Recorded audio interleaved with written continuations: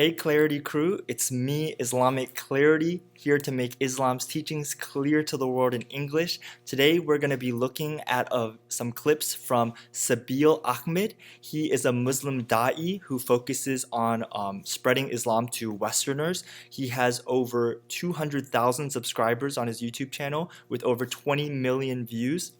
And earlier this year, he had an open mic with some American, I believe, young people, and it has over 2 million views already. Dr. Ahmed also spoke at the 2020 ICNA conference, which was a major Islamic conference that happened earlier this year with other Muslims like Dr. Jonathan Brown, Dr. Shabir Ali, Omar Suleiman, and even Ali Dawa. It's really interesting to see what groups certain Muslims run with and who they're willing to associate with in terms of theology and approach to dawah. We're going to be looking at some of the arguments he made in a debate with a Christian about the Quran versus the Bible. And I usually give this analogy. Suppose if I have 2 cups of water, 2 bottles of water, and if you guys are thirsty, I can say, both are pure. You guys can have either one, but the first one is 100% pure. Second one, I put like a drop of poison in there, for example. It doesn't matter, right? Small drop, come on, the rest is pure. 99% is pure. Obviously, you will not pick up this one. You will go with this one. And that is the analogy of the Quran and the Bible, or the purity of scripture compared to any small tampering is like a poison in the eyes of God. Quran makes a prophecy that this book is from God and God is going to protect it from it getting lost, it getting altered, revised, or edited.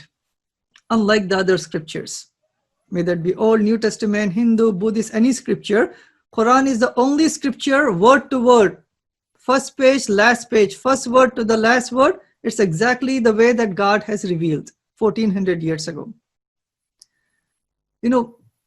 From a logical point of view, making prophecies is really risky.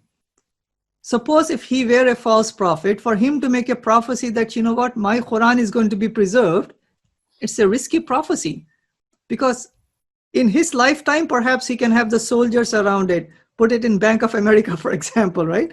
But how would he know that after he's gone, after he's dead, it will keep on being protected generation after generation up until our time, and yes, until the end of time. So he made the prophet, well, actually not him, God made the prophecy, and the prophecy is fulfilled. It says in the Quran, chapter 4, verse number 82, that had this Quran been from anyone besides Allah, besides God, you would have found many contradictions in it. 0 contradictions. And last but not the least, and there are many of them, Quran has 500 plus scientific facts in there. Quran speaks about embryology.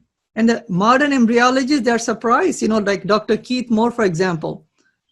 When he found out the verses of the Quran that speaks about embryology, like chapter 96, verse number 1 to 5, chapter 23, verse number 12, 13, and 14, and many more.